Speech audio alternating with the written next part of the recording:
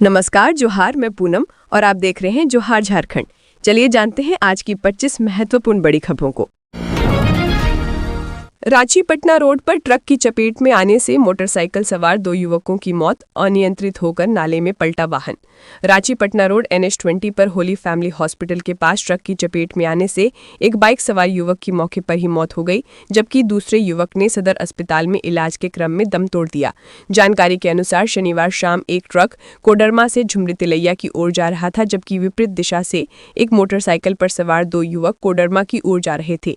इस दौरान Holi family hospital के पास ट्रक ने बाइक सवार को अपनी चपेट में ले लिया, जिससे बाइक पर बैठे सतगामा निवासी प्रवीण कुमार की घटनास्थल पर ही मौत हो गई, जबकि बाइक चला रहे अरविंद कुमार को गंभीर अवस्था में सदर अस्पताल पहुंचाया गया, जहां इलाज के क्रम में उसकी भी मौत हो गई। बता दें कि बाइक चला रहे युवक ने हेलमेट पहन रखी थी, इसीलिए उसके सिर में ज्यादा चोटें नहीं आईं, लेकिन शरीर के अन्य हिस्सों में गंभीर चोट के कारण इलाज के क्रम में उसकी मौत हो गई। इधर घटना को अंजाम देने के बाद ट्रक अनियंत्रित होकर सड़क के किनारे नाले में जा गिरा। ट्रक का चालक और उपचालक मौका देखकर घटनास्थल से फरार हो गए। हादसे के बाद पुलिस मौके पर पहुंची और शव को पोस्टमार्टम के लिए सदर अस्पताल भिजवाया गया। पुलिस ने घटना की सूचना मृतक के परिजनों को दे दी है। रास्ते में गुजर रहे तिलैया थाना प्रभारी ने मानवता दिखाते हुए घायल युवक को एम्बुलेंस से सदर अस्पताल भिजवाया। दोनों मृतक के घर वालों को घटना के बारे में जानकारी दे दी गई है। पोस्टमार्टम के बाद मृतक के परिजनों को बॉडी सौंपी जाएगी। ट्रक चालक के खिलाफ मामला दर्ज किया जा रहा है।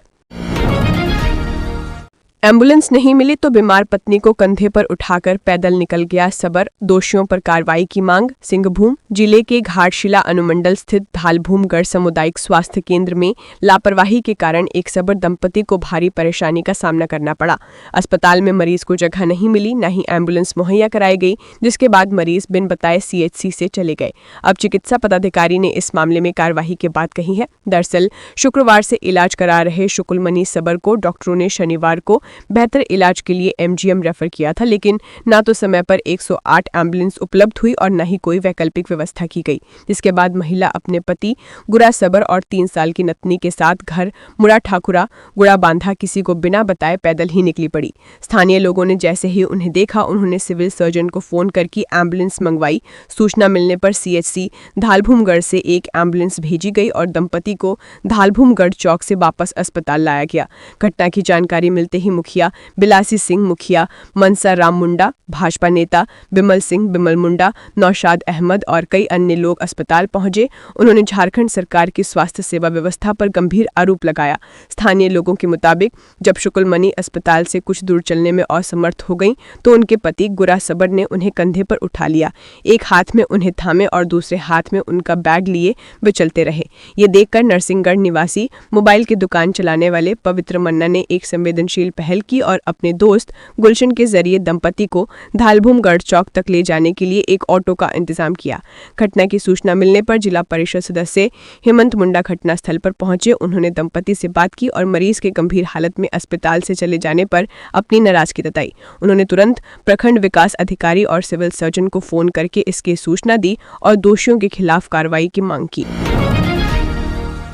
कांग्रेस ने की झारखंड के 25 सांगठनिक जिलों में जिलाध्यक्षों की नियुक्ति, जारी की गई सूची। AICC ने अपने संगठन सृजन अभियान के तहत ऑब्जर्वर के रिपोर्ट पर मुहर लगाते हुए झारखंड कांग्रेस के 25 सांगठनिक जिलों के लिए जिलाध्यक्षों के नाम की घोषणा कर दी है। वरिष्ठ कांग्रेस नेताओं के साथ ऑब्जर्वर के रिपोर्ट पर गहन विचार विमर्श के बाद AICC के संगठन महासचिव KC वेणुगोपाल के हस्ताक्षर से नए जिला अध्यक्षों वाली सूची जारी की गई है। जानिए झारखंड कांग्रेस में किस सांगठनिक जिले की कमान किस नेता के हाथों में होगी।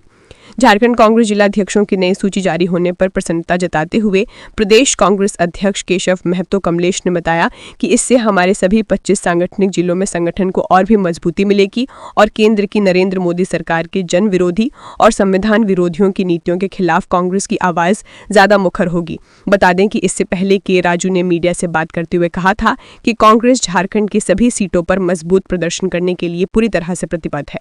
उन्होंने बताया था कि वे संथाल क्षेत्र के सभी जिला अध्यक्षों के साथ एक समीक्षा बैठक करेंगे।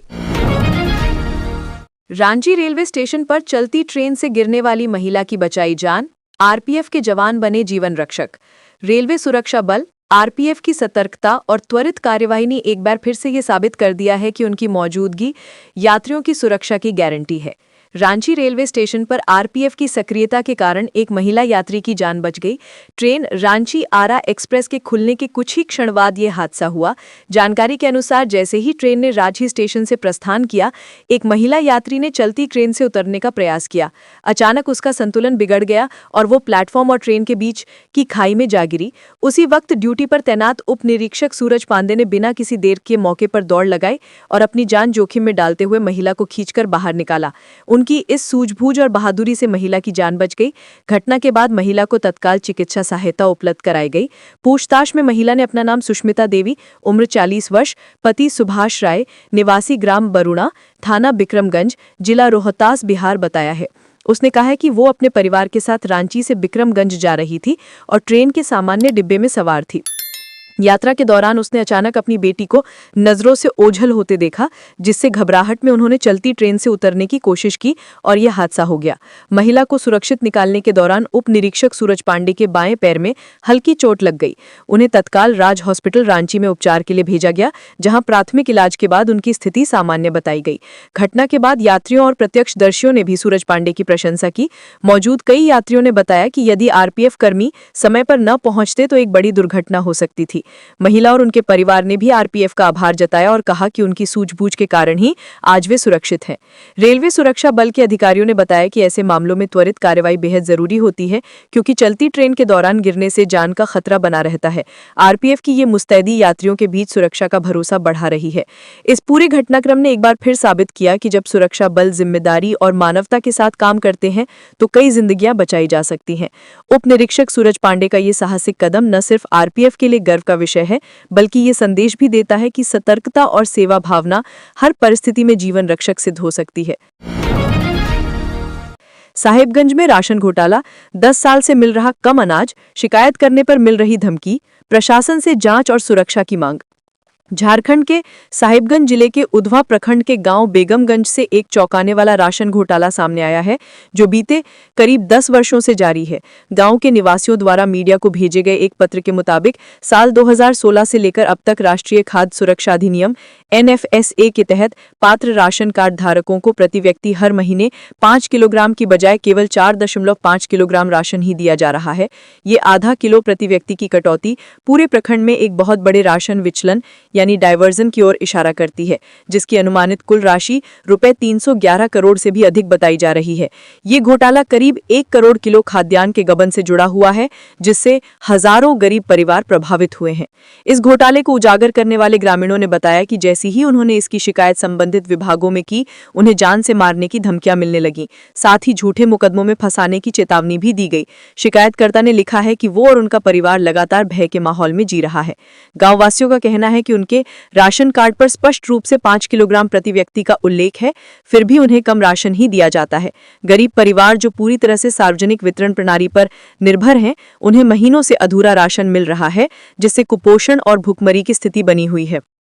ग्रामीणों ने मीडिया से अपील करते हुए कहा है कि वो इस मुद्दे को व्यापक स्तर पर उठाए ताकि राज्य सरकार तक सच्चाई पहुंचे और इस गंभीर घोटाले की निष्पक्ष जांच हो सके।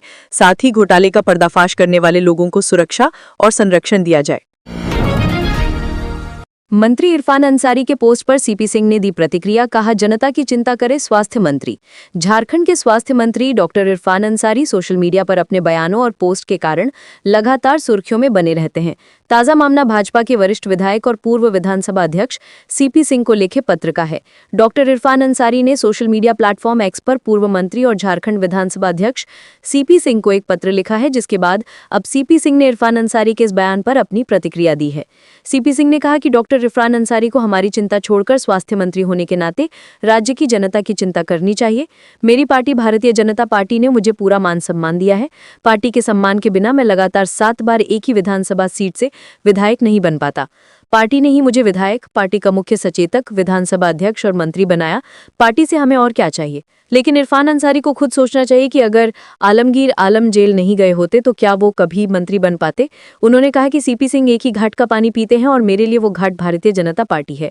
सीपी सिंह ने कहा कि उन्हें भाजपा में पर्याप्त सम्मान मिला है, अभी भी मिल रहा है और आगे भी मिलेगा। स्वास्थ्य मंत्री इरफान अंसारी ने सोशल मीडिया एक्स पर पोस्ट कर लिखा था कि सीपी सिंह को भारतीय जनता पार्टी में सम्मान नहीं मिल रहा है। इसे देखकर वे काफी दुखी हैं। उन्होंने आगे लिखा कि क्या सवर्ण जाति के होने से उन्हें बीजेपी में सम्मान नहीं मिल रहा है? भाजपा क्या आप सवर्ण समाज को हाशिए पर रखना चाहती है? आपको नेता प्रतिपक्ष या प्रदेश अध्यक्ष बनना चाहिए था, पर भाजपा ने आपको दोनों में से कुछ भी नहीं बनाया। 3 महीने बाद पर्यटकों के लिए खोला गया बेतला नेशनल पार्क, बारिश से हुआ है भारी नुकसान।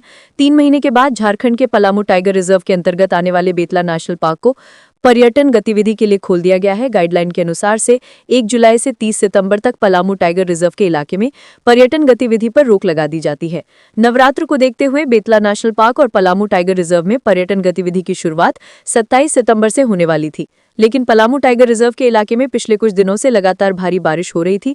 इस कारण पार्क और पलामू टाइगर रिजर्व के अंतर्गत आने वाले कई सड़कें टूट गई हैं, जबकि जलाशयों में पानी भरा हुआ है। रविवार की अहले सुबह बेतला नेशनल पार्क में पर्यटन गतिविधि की शुरुआत हो गई है, लेकिन गाइडलाइन भी जारी किया गया है। बारिश होने की स्थिति में पर्यटन गतिविधि रोक रहेगी और जिस इलाके में सड़क टूटी हुई है उस इलाके में पर्यटकों की गाड़ी नहीं जाएगी। पर्यटकों की सुरक्षा के मद्देनजर पलामू टाइगर रिजर्व प्रबंधन ने कई गाइडलाइन भी जारी किए हैं। रविवार की अहले सुबह कस्तूरबा गांधी आवासीय विद्यालय की छात्राओं और स्थानीय बच्चों ने पर्यटन गतिविधि का उद्घाटन किया है। बेतला नेशनल पार्क में ओपन सफारी की ही अनुमति है, वहीं पर्यटकों का एक डेटा को इकट्ठा किया जा रहा है। इस संबंध में पलामू टाइगर रिजर्व के उप निदेशक प्रजेश कांत जेना ने बताया कि बारिश के कारण कई सड़कें टूट गई हैं। इलाके में निगरानी रखी जा रही है, सड़कों की मरम्मत कराई जा रही है, पर्यटकों की सुरक्षा का भी ध्यान रखा गया है। पर्यटकों को इस बार थोड़ा इंतजार करना पड़ा है। दरअसल पलामू टाइगर रिजर्व 1149 वर्ग किलोमीटर में फैला हुआ है और बेतला नेशनल पार्क पर्यटन का सबसे बड़ा केंद्र है। ठंड के दौरान 40,000 से भी अधिक पर्यटक यहां घूमने के लिए पहुंचते हैं। तत्कालीन एमएलए अंबा प्रसाद का करीबी अवैध बालू खनन और ढुलाई का निर्देश देता था। अंकित राज के अवैध बालू के व्यापार में तत्कालीन विधायक अंबा प्रसाद की महत्वपूर्ण भूमिका है। ईडी जांच के दौरान अंकित के सहयोगी व्यापारियों ने ये स्वीकार किया है कि विधायक अंबा प्रसाद का करीबी संजीव कुमार उर्फ संजू साव अवैध बालू ढुलाई का निर्देश देता था। वो बार बार फोन कर कहता था कि विधायक जी की गाड़ी पर बालू ला दो। ईडी ने अंकित राज के अवैध बालू के साम्राज्य की जांच के जुड़े दस्तावेज में इन तथ्यों का उल्लेख किया है। रिपोर्ट में कहा गया है कि पूछताछ के दौरान अभियुक्तों द्वारा दिए गए बयान से ये पता चलता है कि बालू के अवैध व्यापार में विधायक परिवार के राजनीतिक दबदबे का इस्तेमाल होता था। इसके अलावा कुछ लोग प्रशासनिक उत्पीड़न के डर से उसकी बात मानते थे। रिपोर्ट में कहा गया है कि अंकित के साथ बालू का कारोबार करने वाले मनोज दांगी की पुत्र रोशन दांगी ने पूछताछ के दौरान कई महत्वपूर्ण बातें स्वीकार की हैं।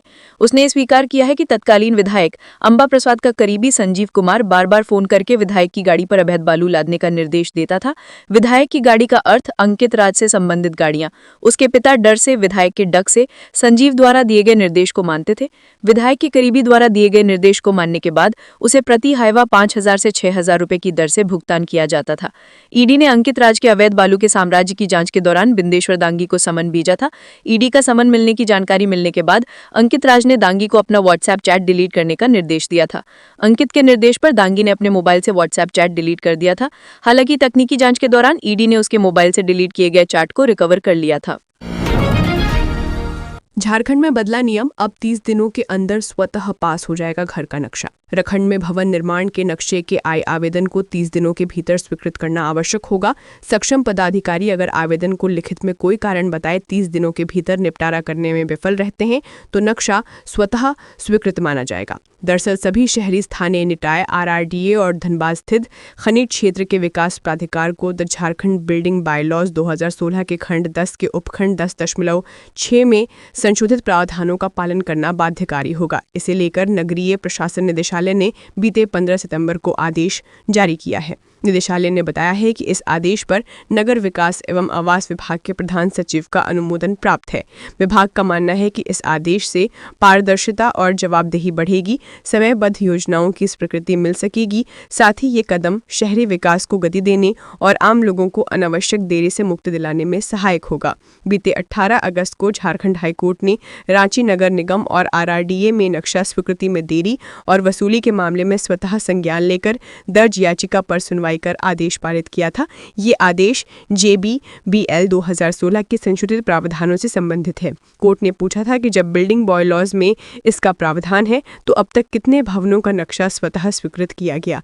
पूर्व में ये समय सीमा 15 दिन थी, जिसे 17 अगस्त 2017 के संशोधन के माध्यम से 30 दिन कर दिया गया। ये भी स्पष्ट किया गया है कि सक्षम पदाधिकारी आवेदन मिलने के 7 दिनों के भीतर चित्र या दस्तावेज में संशोधन की मांग कर सकता है। आवेदक को 7 दिनों के भीतर जवाब देना होगा। यदि आवेदक इसमें विफल रहता है तो सक्षम पदाधिकारी आवेदन के गुण दोष के आधार पर आगे बढ़ेगा। बाबूलाल मरांडी ने दाखिल खारिज के लंबित मामलों को लेकर हेमंत सोरेन सरकार पर साधा निशाना। झारखंड में भारतीय जनता पार्टी भाजपा के प्रदेश अध्यक्ष और नेता प्रतिपक्ष बाबूलाल मरांडी ने जमीन के लंबित म्यूटेशन यानी दाखिल खारिज को लेकर झारखंड सरकार पर निशाना साधा है।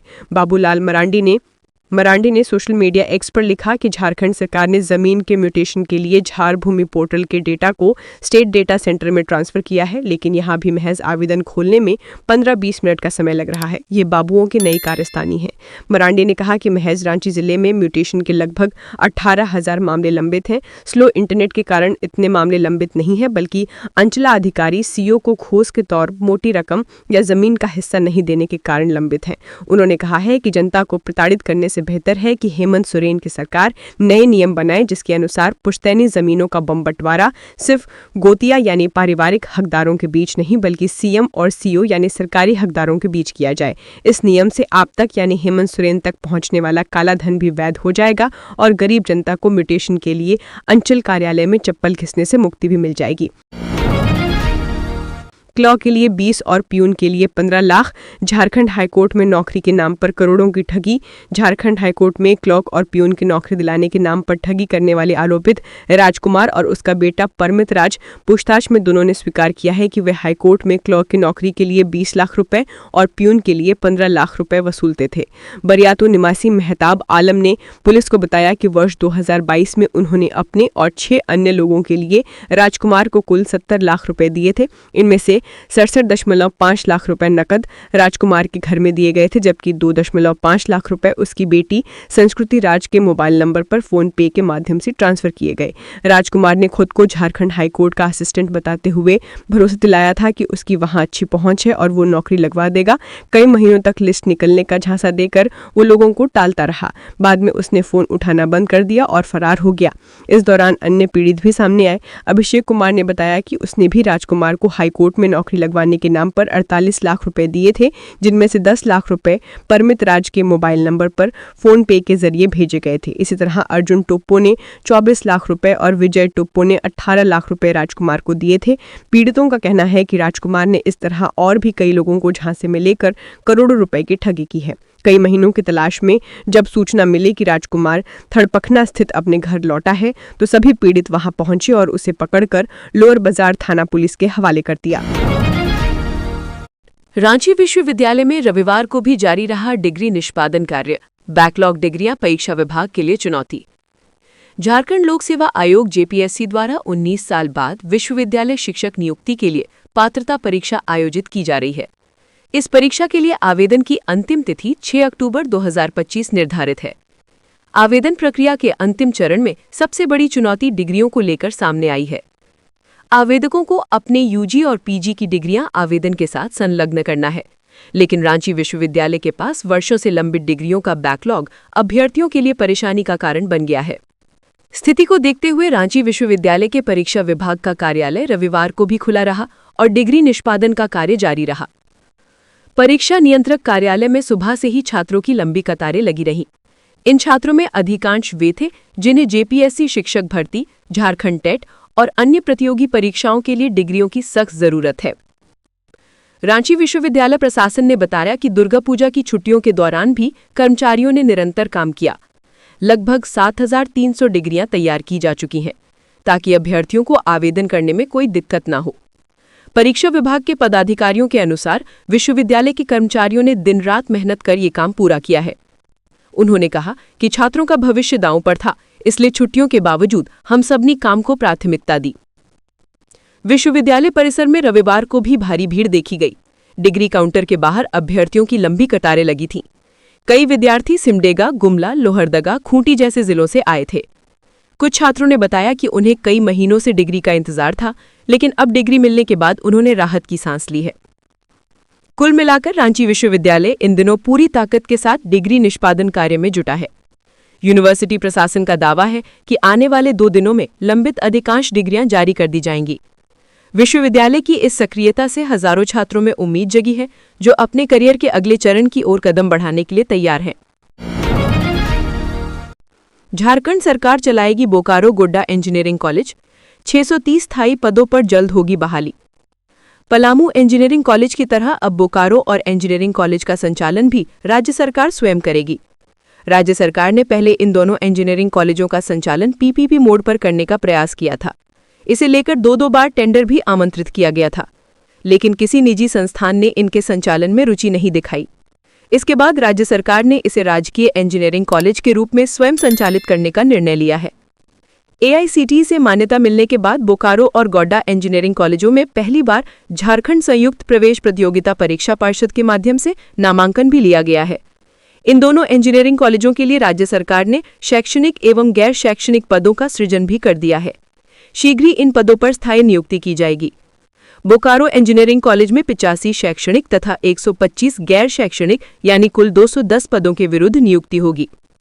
इसी तरह गोड्डा इंजीनियरिंग कॉलेज में 170 शैक्षणिक तथा 250 गैर शैक्षणिक यानी कुल 420 पदों के विरुद्ध नियुक्ति होगी। शैक्षणिक पदों में assistant professor, associate professor, professor, director तथा वर्कशॉप सुपरिटेंडेंट के पद सम्मिलित हैं। दोनों इंजीनियरिंग कॉलेजों के संचालन में सिर्फ वेतन मद में 41.88 करोड़ रुपए सालाना खर्च होंगे। दोनों इंजीनियरिंग कॉलेजों में शैक्षणिक एवं गैर शैक्षणिक पदों पर नियुक्ति के लिए कंप्यूटर में दक्षता अनिवार्य योग्यता के रूप में रखी गई है।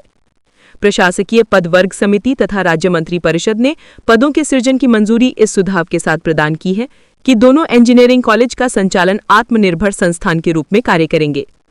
भविष्य में वेतन, स्थापना एवं अन्य मदों पर खर्च का भार स्वयं इंजीनियरिंग कॉलेजों को उठाना होगा। छठ महापर्व की तैयारी में जुटा रांची नगर निगम, तालाबों की सफाई और सुंदरीकरण पर खास फोकस। दुर्गा पूजा के सफल आयोजन और प्रतिमा विसर्जन कार्यों के समापन के बाद अब रांची नगर निगम ने अपनी पूरी ताकत छठ महापर्व की तैयारियों में झोंक दी है। रविवार की सुबह से ही नगर निगम की टीमें राजधानी के प्रमुख तालाबों का निरीक्षण कर रही हैं। इस दौरान नगर आयुक्त सुशांत गौरव खुद भी मैदान में उतरे और अधिकारियों के साथ तालाबों की स्थिति, सफाई व्यवस्था और सुरक्षा इंतजामों की बारीकी से जायजा लिया। रांची के चडरी तालाब, जोड़ा तालाब, बड़ा तालाब और धुरवा डैम सहित कई अन्य प्रमुख छठ घाटों का निरीक्षण किया गया। नगर निगम ने निर्देश जारी किया है कि सभी तालाबों की विशेष साफ सफाई, कीचड़ निकासी और तटबंधों की मरम्मत कार्य को समय पर पूरा किया जाए ताकि श्रद्धालुओं को किसी प्रकार की असुविधा न हो। साथ ही तालाबों के सुंदरीकरण पर भी विशेष ध्यान दिया जा रहा है। नगर निगम की सफाई टीमों को अलग अलग जोन में बांटकर तैनात किया गया है। प्रतिमा विसर्जन के बाद तालाबों में गंदगी और कचरे की मात्रा बढ़ गई है, जैसे हटाने के लिए अभियान युद्ध स्तर पर चलाया जा रहा है। निगम कर्मियों के साथ साथ JCB मशीनों की भी मदद ली जा रही है। तालाबों के चारों ओर जाल लगाकर बची हुई विसर्जन सामग्री को बाहर निकाला जा रहा है। नगर आयुक्त सुशांत गौरव ने कहा कि छठ पर्व रांची वासियों की आस्था का महापर्व है, इसलिए नगर निगम की प्राथमिकता यही है कि श्रद्धालुओं को एक स्वच्छ और सुरक्षित वातावरण उपलब्ध कराया जाए। उन्होंने बताया कि सभी तालाबों में प्रकाश व्यवस्था को भी दुरुस्त किया जा रहा है ताकि शाम और सुबह के समय व्रतियों को किसी तरह की परेशानी ना हो। नगर निगम की टीम जल निकासी व्यवस्था को भी दुरुस्त करने में जुटी हुई है ताकि छठ के दौरान बारिश या जल जमाव की स्थिति ना बने और तालाबों के किनारों पर बांस बल्लियों से घेराबंदी और अस्थायी पुलियों का निर्माण भी समय पर शुरू किया जा सके। वहीं निगम ने लोगों से अपील की है कि वे तालाबों में प्लास्टिक, थर्माकोल या अन्य कोई चीज ना फेंकें और स्वच्छता अभियान में सहयोग करें। छठ महापर्व के मद्देनजर सुरक्षा व्यवस्था को लेकर भी प्रशासन सतर्क है। नगर निगम ने रांची पुलिस और आपदा प्रबंधन विभाग के साथ समन्वय स्थापित किया। सभी घाटों पर पर्याप्त संख्या में होमगार्ड और गोताखोरों की तैनाती की जाएगी। मेडिकल टीम और एम्बुलेंस की भी व्यवस्था की जा रही है। नगर निगम के अधिकारियों ने बताया कि अगले कुछ दिनों में सभी प्रमुख घाटों पर निरीक्षण दोबारा किया जाएगा ताकि जहां भी कमी हो उसे समय रहते दूर किया जा सके। निगम की कोशिश है कि इस बार छठ घाटों की सुंदरता और स्वच्छता राजधानी की पहचान बने। रांची नगर निगम का ये अभियान बताता है कि त्योहारों की श्रृंखला में भी प्रशासनिक सतर्कता और नागरिक सहयोग से शहर को बेहतर बनाया जा सकता है। दुर्गा पूजा के बाद अब पूरा फोकस स्वच्छ और सुरक्षित छठ के संकल्प पर है। लोहरदग्गा में जर्जर सड़कों और पेयजल संकट से ग्रामीण परेशान, प्रशासन की उदासीनता पर सवाल। लोहरदग्गा जिला के कैरो प्रखंड के दर्जन भर से अधिक सड़कों की स्थिति बदहाल है। जर्जर सड़क में चलना लोगों के मुश्किल हो रहा है। सड़कों के निर्माण को लेकर न किसी प्रतिनिधि को चिंता है और न अधिकारियों को। जर्जर सड़क में इतने बड़े बड़े गड्ढे हैं कि राहगीरों को जान जोखिम में डालकर आवागमन करना पड़ता है। कैरो प्रखंड मुख्यालय से गुड़ी पंचायत के चोगड़े मोड़ तक कच्ची सड़क की स्थिति नारकीय हो गई है।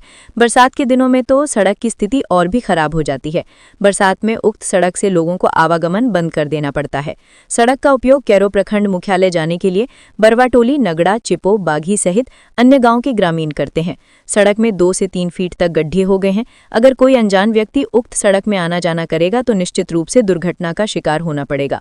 सड़क के गड्ढे दूर से नहीं दिखाई देते हैं। सड़क निर्माण को ले ग्रामीणों द्वारा कई बार अधिकारियों व प्रतिनिधियों से गुहार लगाई गई है, लेकिन इस पर किसी प्रकार की कोई कार्रवाई नहीं हुई। इसके अलावा पंचायत में पेयजल, स्वास्थ्य सहित अन्य समस्याएं हैं। गुड़ी पंचायत के नगड़ा बरटोली गांव में विगत 5 वर्षों से लाखों की लागत से निर्मित पेयजल योजना खराब है, जिसके कारण लोगों को पेयजल समस्या उत्पन्न हो रही है। पंचायत के अन्य गांवों में भी पेयजल समस्या से लोग जूझ रहे हैं। सबसे अधिक परेशानी गर्मी के दिनों में होती है। पंचायत में पेयजल के अलावा स्वास्थ्य, शिक्षा, सिंचाई आदि समस्याओं का अंबार है। ग्रामीणों द्वारा समस्या को ले प्रतिनिधि व अधिकारियों से कई बार गुहार लगाई गई है, बावजूद इस पर किसी प्रकार की कोई कार्रवाई नहीं हुई। तो ये थी आज की झारखंड की महत्वपूर्ण बड़ी खबरें। अगर आप इसी तरह झारखंड के हर छोटी से बड़ी खबर की जानकारी पाना चाहते हैं तो आप हमारे चैनल को सब्सक्राइब करके रखें। तो हमें दीजिए इजाजत, फिर मिलते हैं अगली न्यूज़ में। धन्यवाद।